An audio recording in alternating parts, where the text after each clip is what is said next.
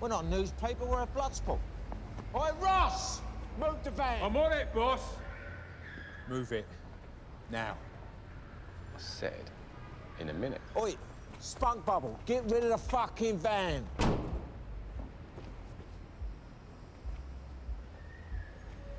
I'm warning you, Russ does karate.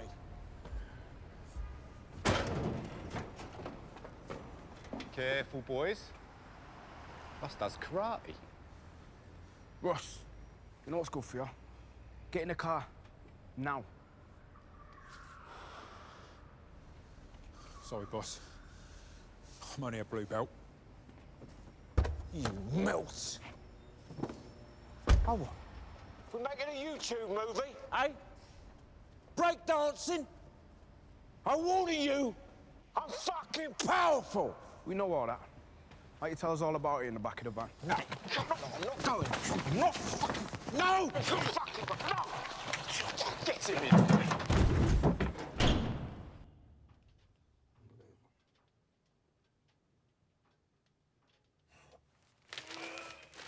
Well. You're all right, Big Dave. You're in safe hands now. No need to panic, OK? Who are you? Don't worry about that right now. Look, whatever's going on here, I just need to get back to work. If you let me go, I'll just forget all about it. I'll have you back to work in short order, my friend. Now, I believe you're a reporter. And there's something I want to report to you. Now, it seems for this brief moment in time, I found my way into the film business. And last night, I made a film with an impressively sized farmyard pig. Morning, sir. 2 cups of tea. 1 with sugar, 1 without. All right, let's go on. Give us a minute. There's some wet wipes there over your shoulder. Your clothes are neatly folded there on the bench.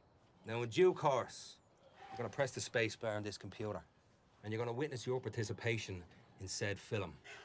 Now, that little drug we gave you last night really loosened up your inhibitions, man. The only thing you need to do to stop this little creative expression from becoming a social media sensation is lose any interest you have in the future in Mickey Pearson.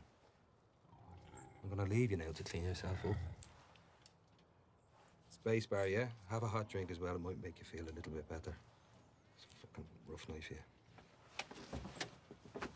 Enjoy the show.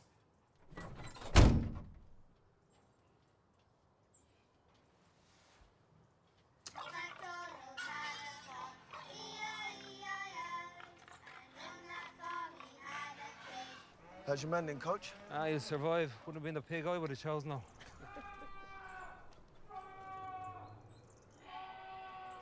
You know what bit that is?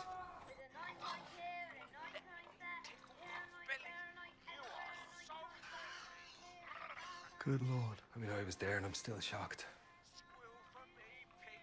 Is that who I think it is? Yeah, it certainly is. And that's your doing. You can't unsee it once you've seen it, can you? No, you can't unsee it. It's nightmare fuel. That'll be with me forever.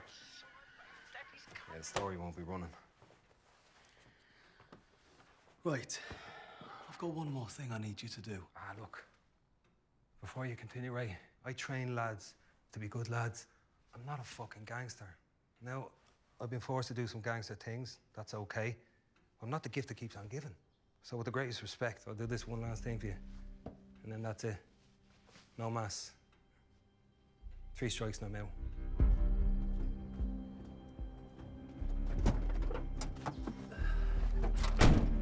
Looks all right, Coach. No, Ernie, it isn't. You need to understand the severity of your actions.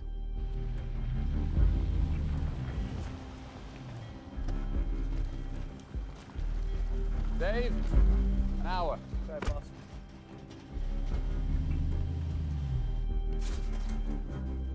Thank you for the grand tour. I'm a believer. Thank you, chaps. Now, are we ready to finalize the numbers? We already have. The situation's changed, Michael. The market's changed. How so? The exit value of your business needs to be recalculated. Please, Be specific. Oh, I will be. You're asking 400 for 12 locations and a distribution network, which was a fair valuation at the time. But when one of those locations was compromised, the value of all those locations were compromised, and this obviously affects the price. Your skunk farm was a fucking viral sensation on YouTube, Michael. And when Johnny Law starts sniffing, which he will, all of those locations will have to cease production for, I'd say, at least 12 months at a cost of 100 million net PA before marking down the loss of staff, relocation, and site rentals. You still with me? Yes, I follow. It will take at least 3 years to get your supply, distribution, and demand back to full capacity. Your staffing costs are 25% of your 100 million operational costs, so that's 25 million per annum for 3 annums, and location rental at 15 million a year. That's 120 GBP bite right there. Your unit economics have taken a hit. And forecasting out your top-line growth margin in the current inimical climate, I calculate what was worth 400 million a month ago must now be valued at an anemic 130. You see, it's not about the first domino that fell, Michael. It's about the last.